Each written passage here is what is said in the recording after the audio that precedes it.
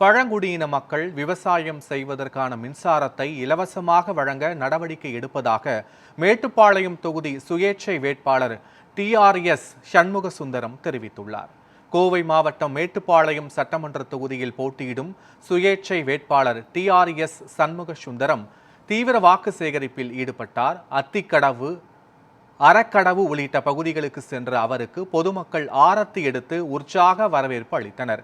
பிரச்சாரத்தில் பேசிய அவர், தாம் வெற்றி பெற்றால் பழங்குடியின மக்கள் விவசாயம் செய்வதற்கான மின்சாரத்தை இலவசமாக வழங்க நடவடிக்கை எடுப்பேன் என உறுதியளித்தார்.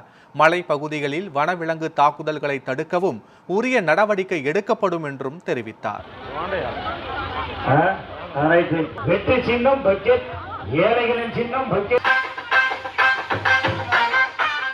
அதாவது எனக்கு வந்திருக்கின்ற கோரிக்கை எல்லாம், இந்த பகுதியில் நிறைய பேர் பழங்குடிய மக்கள் விவசாயம் செய்து கொண்டிருக்கிறார்கள். அந்த விவசாயம் செய்து கொண்டிருக்கின்றவர்களுக்கு இங்கே சரியாக மின்சாரம் கொடுக்கறதில்லை.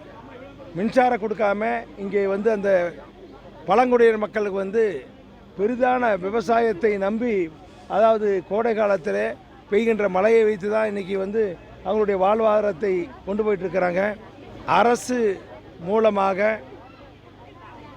மின்சாரம், அதாவது விவசாயம் செய்ய உதவினால் இந்த மக்களுடைய வாழ்வாதாரம் பழங்குடியின மக்களுடைய வாழ்வாதாரம் பெருகென்று அந்த மக்கள் எல்லாம் என்னிடத்திலே கோரிக்கை வைத்தார்கள். என்னை சட்டமன்றத்துக்கு அனுப்புங்கள், உங்களுடைய குரலாக இந்த பழங்குடிய மக்களுக்கு மின்சாரம் பெற்றுத்தர நான் பணியாற்றுவேன் என்று அந்த மக்களிடத்திலே நான் உறுதியளித்திருக்கின்றேன்.